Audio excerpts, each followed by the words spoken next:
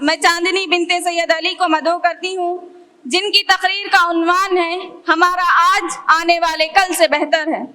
अस्सलामु अलैकुम व रहमतुल्लाहि व बरकातुहू।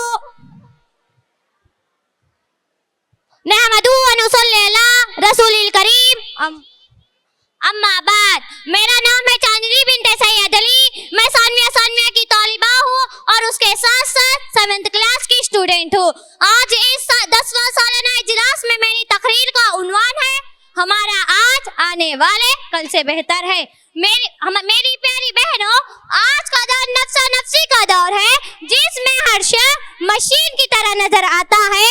सब लोग अपने कामों में इतना मसरूफ है कि इनके पास दूसरों के लिए वक्त ही नहीं है। इनके साथ बात करने और उनके पास 2 मिनट बैठने का दूसरों के लिए तो दरकिनार खुद अपने लिए भी वक्त नहीं। ऐसे लोग हमेशा कल की फिक्र में रहते हैं कि जाने बगैर के उनका आज इतना खूबसूरत है। इसी तरह ना ये लोग अपने आज में रहते हैं और ना ही कल में। इसी कश्मकश में अक्सर ये लोग उदास नजर आते हैं। मेरी प्यारी बहनों, अपने आज में रहे, इसमें मौजूद हर चीज से भरपूर फायदा उठाए। कभी आप राह चलते हुए थोड़ी देर एक फूल के पास रुके, उसकी खुशबू को महसूस करें, फिर आपको हर फूल खुशियां देने वाला लगेगा। कभी चिड़िया को दाना चुगते हुए तो देखो और परिंदे को आसमान में उड़ते हुए तो देखो। कभी खाने की लज्जत को महसूस करते हुए खाए, फिर देखे अल्लाह ने इसमें कितनी लज्जत रखी है, तो आप अपने रब का शुक्र अदा करेंगे।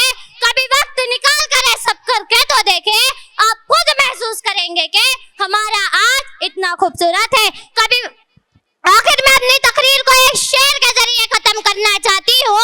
गुजरी हुई जिंदगी को याद न कर, तकदीर में जो नहीं उसकी फरियाद न कर, जो है वो होकर ही रहेगा।